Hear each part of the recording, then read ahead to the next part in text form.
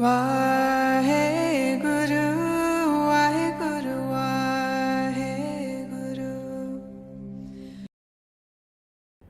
ਵਾਹਿਗੁਰੂ ਜੀ ਕਾ ਖਾਲਸਾ, ਵਾਹਿਗੁਰੂ ਜੀ ਕੀ ਫਤਿਹ। My name is Jasdeep Kaur. I'm a career counselor, well-being coach and a public speaker. Today's morning Hukamnama from Shri Darbar Sahib Amritsar is by Shri Guru Amar Das Ji in Raag Sorat Ang 646 of Shri Guru Granth Sahib Ji। ਪੜ੍ਹਦੇ ਹਾਂ, ਸਮਝਦੇ ਹਾਂ, ਫਿਰ ਆਪਣੀ ਜ਼ਿੰਦਗੀ ਵਿੱਚ ਅਮਲ ਕਰਦੇ ਹਾਂ। ਸਤਨਾਮ ਸ਼੍ਰੀ ਵਾਹਿਗੁਰੂ ਸਾਹਿਬ ਜੀ। ਸ਼ਲੋਕ ਮਹੱਲਾ ਤੀਜਾ।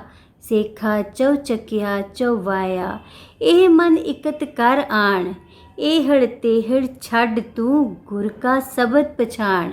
ਸਤਿਗੁਰੂ ਅੱਗੇ ਟਹ ਪਓ, ਸਭ ਕਿਛ ਜਾਣੇ ਜਾਣ, ਆਸਾ ਮਨਸਾ ਜਲਾਏ ਤੂੰ, ਹੋਏ ਰਹੋ ਮਹਿਮਾਨ। सतगुरु के पाणे भी चलहे ता दरगे पावे मान, नानक जे नाम न चेतनी तिन तिग पैणन तिग खान। Which means, हे लोकां दे चुक्के चुकाए means चौचकिया, चुक्के चुकाए, हे लोकां दे चुक्के चुकाए अते दूजियां वल्लों वाजे वांग वजाए होए, that means चवाया। ਐਵੇਂ ਹੀ ਬੋਲਣ ਵਾਲੇ ਸ਼ੇਖ ਆਪਣੇ ਇਸ ਮਨ ਨੂੰ ਹਿਰਦੇ ਘਰ ਵਿੱਚ ਸਹੀ ਟਿਕਾਣੇ ਉੱਤੇ ਲਿਆ। ਵਿੰਗੀਆਂ ਟੇਡੀਆਂ ਗੱਲਾਂ ਛੱਡਦੇ ਹੋਏ, ਇਹੜ ਤੇਹੜ ਛੱਡ ਤੂੰ, ਵਿੰਗੀਆਂ ਟੇਡੀਆਂ ਗੱਲਾਂ ਛੱਡਦੇ ਹੋਏ ਗੁਰੂ ਦੇ ਬਖਸ਼ੇ ਸ਼ਬਦ ਉਪਦੇਸ਼ ਨੂੰ ਸਹੀ ਤਰ੍ਹਾਂ ਸਮਝ, ਗੁਰ ਕਾ ਸ਼ਬਦ ਪਛਾਣ। ਹੇ ਸ਼ੇਖਾ, ਜੋ ਸਭ ਦੇ ਮਨ ਦੀਆਂ ਜਾਣਨ ਵਾਲਾ ਅਤੇ ਸਮਝਣ ਵਾਲਾ ਸਤਿਗੁਰੂ ਹੈ, ਉਸ ਦੇ ਪਵਿੱਤਰ ਚਰਨੀ ਲੱਗ। ਸੰਸਾਰੀ ਆਸ਼ਾਵਾਂ ਅਤੇ ਮਨ ਦੀਆਂ ਕਾਮਨਾਵਾਂ ਨੂੰ ਜਲਾ ਕੇ ਮਿਟਾਉਂਦੇ ਹੋਏ ਆਪਣੇ ਆਪ ਨੂੰ ਇਸ ਜਗਤ ਵਿੱਚ ਥੋੜ੍ਹੇ ਸਮੇਂ ਲਈ ਆਇਆ ਹੋਇਆ ਇੱਕ ਪ੍ਰਾਹੁਣਾ ਸਮਝ।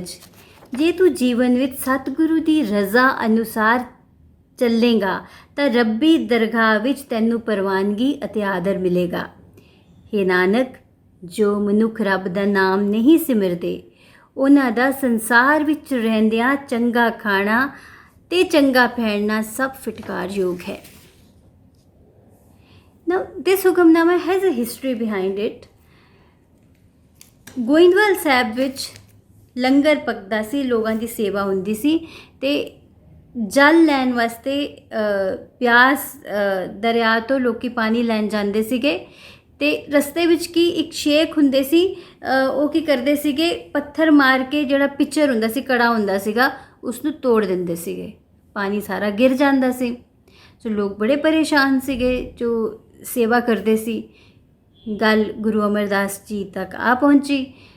That was the time when Guru Amardas ji recited these words. ਕਿ Guru Amardas ji is talking about mind, that this is wandering, ਇੱਧਰ ਉੱਧਰ ਵੈਂਡਰ ਕਰਦਾ। ਇੱਕ ਜਿਹੜਾ ਮਾਈਂਡ ਹੈ ਜਿਹੜਾ ਇੱਧਰ ਉੱਧਰ ਭਟਕੇਗਾ, ਉਸਦੀ ਹਾਲਤ ਕੀ ਹੋਏਗੀ? ਉਹ ਲੌਜਿਕ ਨਹੀਂ ਸਮਝੇਗਾ, ਉਹ ਇੰਪੈਕਟ ਹੀ ਨਹੀਂ ਸਮਝੇਗਾ ਕਿ ਕਿਸੇ 'ਤੇ ਕੀ ਇੰਪੈਕਟ ਹੋ ਰਿਹਾ ਹੈ, ਉਹਨਾਂ ਦੇ ਐਕਸ਼ਨਸ ਦਾ ਕਿਸੇ 'ਤੇ ਕਿੰਨਾ ਮਾੜਾ ਇੰਪੈਕਟ ਹੋ ਰਿਹਾ ਹੈ, ਕਿੰਨਾ ਲੋਕ ਪਰੇਸ਼ਾਨ ਹੋ ਰਹੇ ਨੇ। Because the mind is wandering, so they are not able to reason out, they are not able to understand the logic. So now let's relate this with our day-to-day life so that we can implement it today. I'll show you one picture. ਇਹ ਦੇਖੋ, ਇਹ ਦੋ ਤਰ੍ਹਾਂ ਦਾ scenario. One is MINDFULL mindful and MINDFUL mindful. So doesn't it seem like a mental diarrhea? So what is physical diarrhea? ਜਦੋਂ ਅਸੀਂ ਕੁਝ ਉਲਟਾ ਸਿੱਧਾ ਖਾ ਲੈਂਦੇ ਹਾਂ ਤਾਂ that is a physical diarrhoea. What happens next?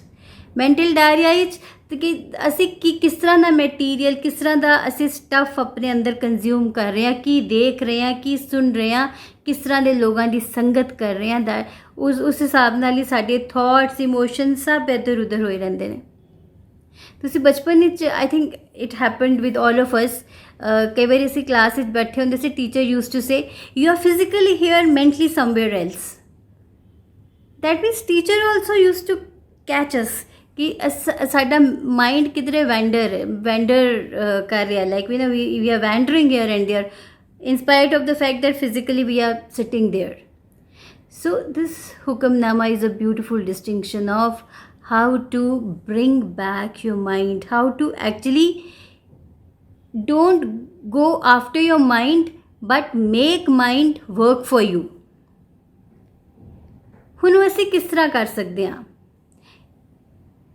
See, this is a machinery. अगर तुसी सोचो कि meditation, what does meditation mean? Meditation means just being in the present moment.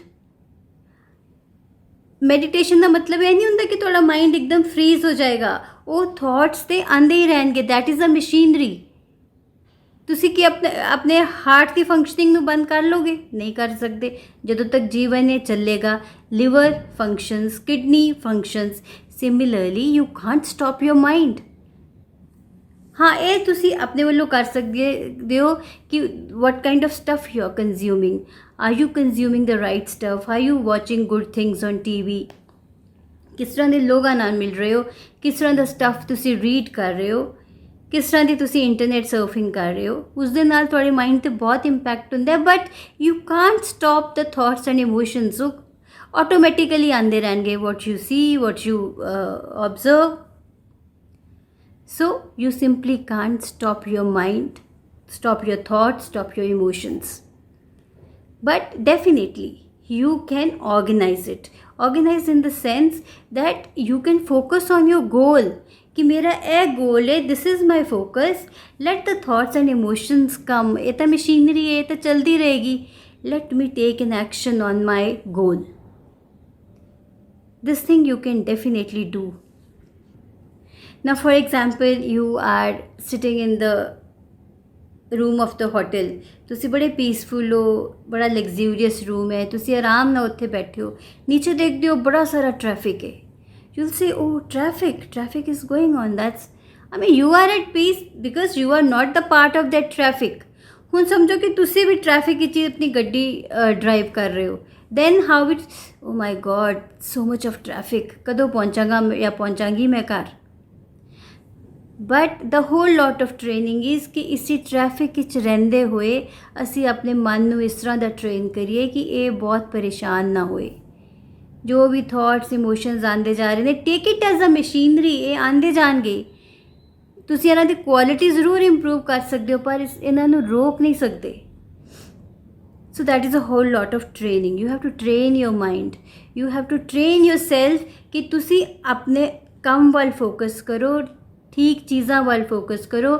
ਜ਼ਿੰਦਗੀ ਵਿੱਚ ਜੋ ਚੀਜ਼ ਤੁਹਾਡੇ ਵਾਸਤੇ ਇੰਪੋਰਟੈਂਟ ਹੈ ਉਹਨਾਂ ਚੀਜ਼ਾਂ ਵੱਲ ਫੋਕਸ ਕਰੋ.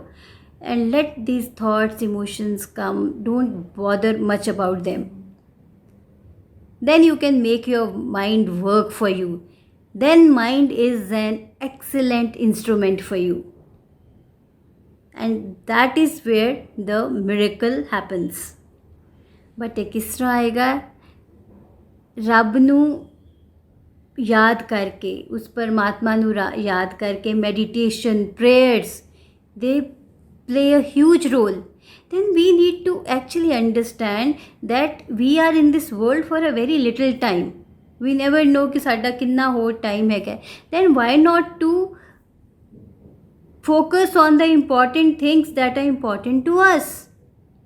Why not to focus on the contribution? Why not to focus on supporting people around us? Why not to focus on being there? And above all, why not to focus on understanding ourselves, who we are? So, आज इस चीज़ की practice करो. Train your mind. Don't bother about thoughts and emotions. तुसी इस machinery ਨੂੰ नहीं रोक सकते हो. But definitely you can improve the quality of it. And focus on your work. This is where I'm leaving you. कि thoughts, emotions, feelings बहुत bother ना करो ਇਹਨਾਂ ਬਾਰੇ. ਜੋ ਤੁਹਾਡਾ ਫੋਕਸ ਹੈ ਉਸ ਚੀਜ਼ 'ਤੇ ਐਕਸ਼ਨ ਲਓ. ਸੋ ਅੱਜ ਇਸ ਚੀਜ਼ ਦੀ ਪ੍ਰੈਕਟਿਸ ਕਰੋ. Then share your experiences with me. Take care, be balanced, be happy. Waheguru ji ਕਾ ਖਾਲਸਾ, ਵਾਹਿਗੁਰੂ ਜੀ ਕੀ ਫਤਿਹ. ਵਾਹਿਗੁਰੂ